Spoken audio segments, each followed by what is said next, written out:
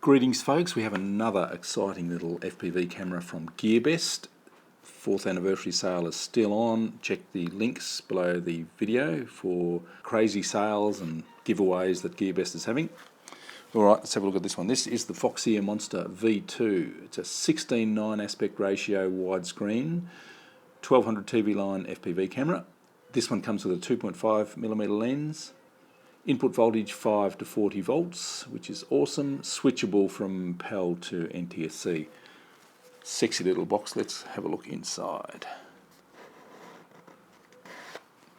Oh, nice pale powder blue colouring. I love these coloured FPV cameras. They just look so sweet. Good looking little camera. Standard size. It's not a micro or a mini. What else do we get in the box? Little instruction brochure there, which gives you instructions about how to use the OSD. That's really good. Sort of a guarantee card of some sort. And the accessories. Yeah, come on. Get all the usual accessories. The oh, hello, look at this. That's awesome. They've already terminated it with a servo-style lead, which is exactly what I would do myself. Brilliant, well done. OSD setup, joystick pigtail there. Voltage sensor, we do have on-screen display with voltage sensing. In the green will be. Audio maybe. Lens cap, pop that on straight away. Oh, nice anodized blue mount as well. Look at that. Very sweet. And the required nuts and bolts.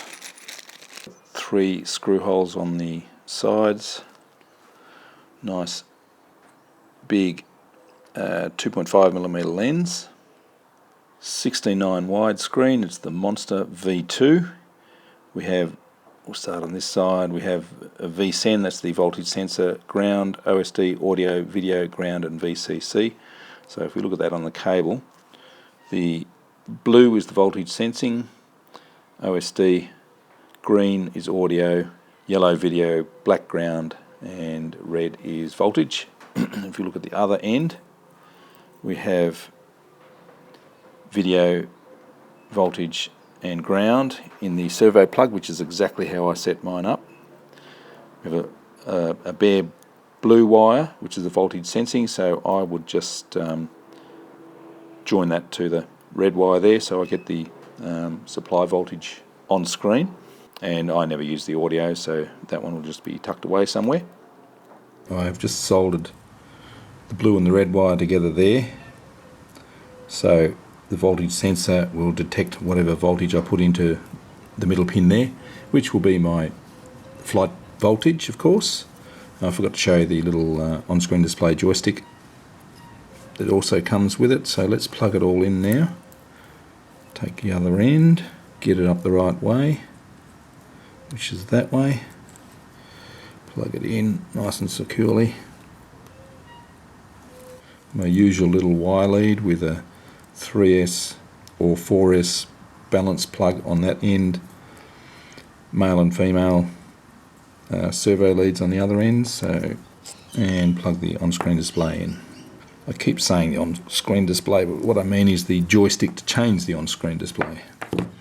There we have it on the screen, and it's a beautiful smooth image.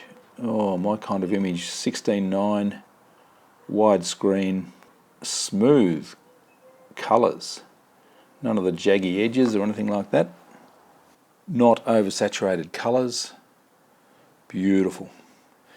With, of course, we have the name, voltage, works out whether it's 3S, 2S, 4S, whatever, and the connection time there.